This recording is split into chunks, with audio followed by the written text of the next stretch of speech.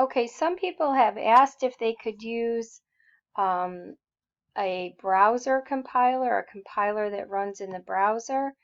I think a couple students have used it previous and are interested in using it, which is fine.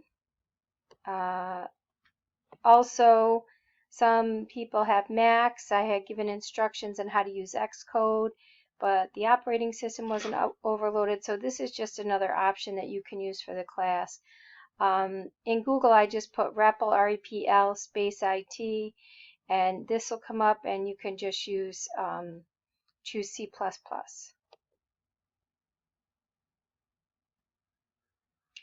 Okay, you might want it so it saves your stuff. I recommend that you go through the sign up process, and I'm just going to log in here because I already created an account. Okay, so I just signed in. I just signed in under my Google account, but you guys can go through whatever sign-in process that you might want to. So over here, what you'll see is a main program. It's not like the main program in the same exact format that you'll see in our class. This is a little different style. So I prefer that you not use this. So you're going to see, like in ours, we'll put using name space standard, and I think our textbook, puts the curly braces here at the beginning. Either way it works, and then you don't have to put this std : : and now when you run this, on the screen it displays hello world. So this is your console screen here. You can, move your windows around to give you more space. This by default is the name, and you can, when you click save, they just give it some crazy name here. Well made, joyous, I don't know, so whatever. It's a little weird.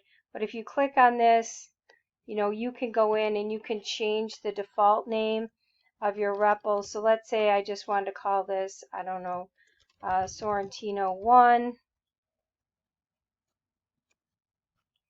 And now I'll see that name, and then it puts this main.cpp inside of this REPL right here. So you can come over here. You can get a list of all the ones that you've created. Right now I only have this one. You can click over here, and that will get rid of the menu on the left, or you can bring it back. Let me see, here's my,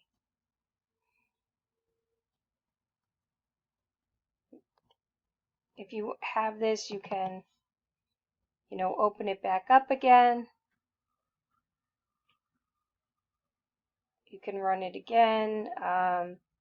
Let's see what else you can do. The thing that I don't really like too much about it is the way that you have to save the files. Oops, that's not it. Okay, over here in the files section, if I click on this, you have to download it as a zip. So you'll see right here, I'm just going to show this in the folder.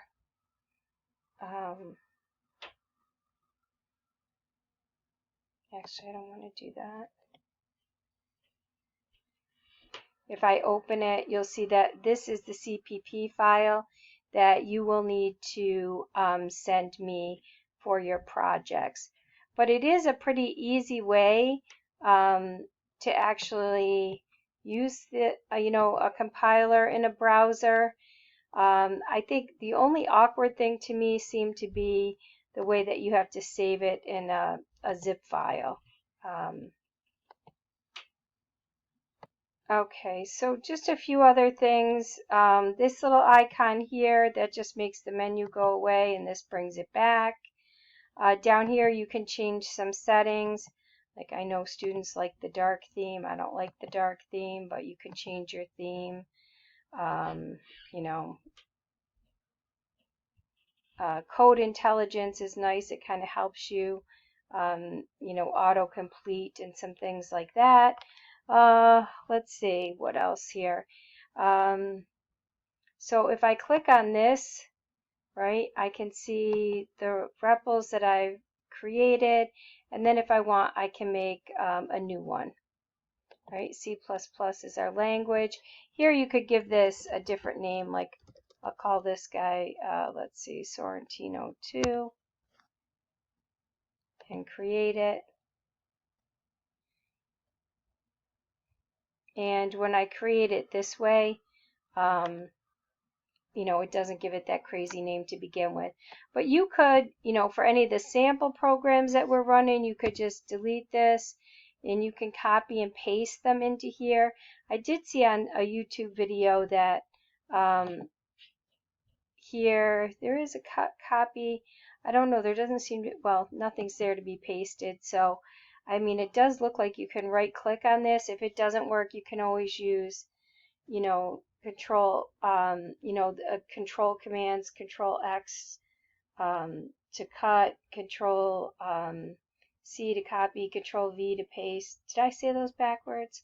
I'll let you guys worry about that. Okay, so that's a brief overview, and I hope that helps.